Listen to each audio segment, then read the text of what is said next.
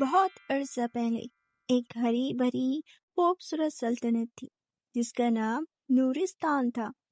اس سلطنت کے بادشاہ اکبر بہت انصاف پسند تھے اور رعایا ان سے بہت محبت کرتی تھی۔ بادشاہ اکبر کی ایک بیٹی تھی جس کا نام شہزادی آفرین تھا۔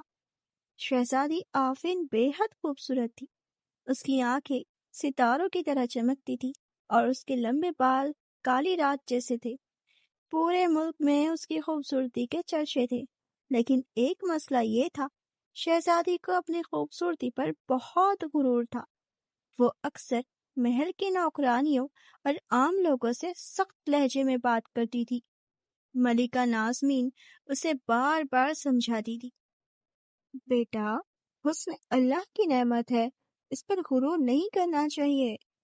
لیکن شہزادی آفرین اس بات پر سخت غصہ ہو جاتی۔ ایک دن آسمان بادلوں سے ڈھکا ہوا تھا، ہلکی ہلکی بارش ہو رہی تھی۔ اسی وقت محل کے دروازے پر ایک بہت بوڑھی عورت آئی۔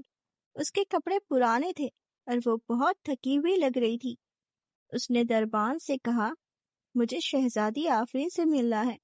دربان نے اسے ڈانٹ دیا اور اندر جانے سے منع کر دیا، لیکن جیسے ہی دونوں دربان آپس میں بات کرنے لگے، بوڑھی عورت چالاکی سے اندر گھس گئی۔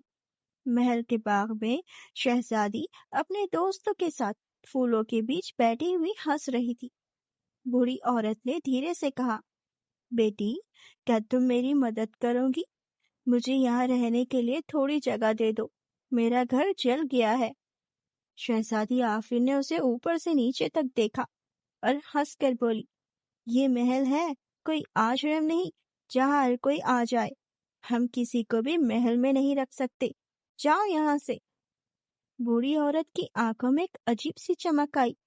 اچانک اس کا روپ بدل گیا اور وہ ایک کالی جادوگرنی بن گئی۔ اس نے گہری آواز میں کہا، تمہیں اپنی خوبصورتی پر بہت غرور ہے نا؟ بہت دنوں سے میں اسی موقع کی تلاش میں تھی، اب مجھ سے زیادہ خوبصورت کوئی نہیں ہوگا۔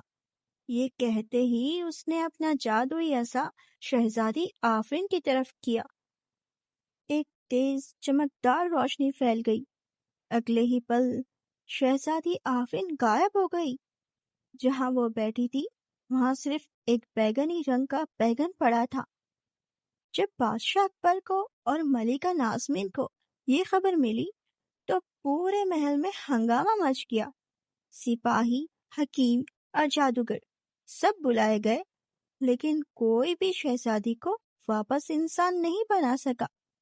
وہ بوڑھی عورت دراصل ایک خطرناک اور طاقتور جادوگرنی تھی۔